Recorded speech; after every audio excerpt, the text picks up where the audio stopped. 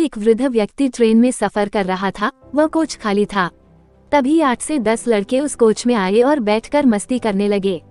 एक ने कहा, चलो जंजीर खींचते हैं। दूसरे ने कहा, यहाँ लिखा है 500 रुपए जुर्माना और 6 माह की कैद। चंदा इकट्ठा किया गया। तीसरे ने कहा, इतने लोग हैं, चंदा करके 500 रुपए जमा कर देंगे। चंदा इकट्ठा किया गया तो 500 की जगह 1200 रुपए जमा हो गए, जिसमें 200 के 3 नोट, 2 नोट 50 के, बाकी सब 100 के थे। चंदा पहले लड़के की जेब में रख दिया गया। तीसरे ने कहा, जंजीर खींचते हैं, अगर कोई पूछता है तो कह देंगे बूढ़े ने खींचा है, तब पैसे भी नहीं देने पड़ेंगे। बूढ़े ने हाथ जोड़ के कहा, बच्चों, मैंने तुम्हारा क्या बिगाड़ा है, मुझे क्यों फंसा रहे हो? लेकिन किसी ने भी उस बूढ़े की बात नहीं सुनी और जंजीर खींच दिया। जब ट्रेन अचानक से रुकी तो तलाशी करने के लिए टीटी सिपाही के साथ उसी डिब्बे में आया और पूछा कि डिब्बे की जंजीर किसने खींची। तो सभी लड़कों ने एक स्वर में कहा, इस बूढ़े ने जंजीर खींची है।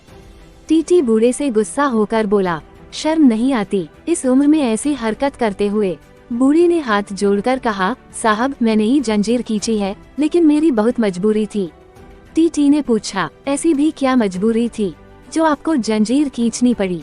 बूढ़े ने कहा, साहब, मेरे पास केवल 1200 रुपए थे जो इन लड़कों ने छीन लिए और इस पहले लड़के ने अपनी जेब में रखे हैं, जिनमें 200 रुपए के 3 नोट, 2 नोट 50 के, बाकी सब 100 रुपए के नोट हैं।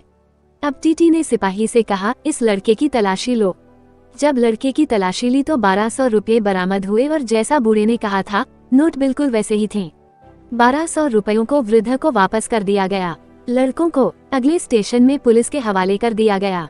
पुलिस के साथ जाते समय लड़के ने वृद्ध की ओर घूर के देखा तो वृद्ध ने सफेद मूंछों पर हाथ फेरते हुए कहा, बेटा, ये बाल यूं ही सफेद नहीं हुए हैं।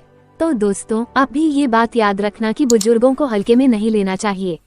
उन्होंने जीवन का लंबा अनुभव लिया है। कभी भी किसी बुरे व्यक्ति के साथ गलत ना करें।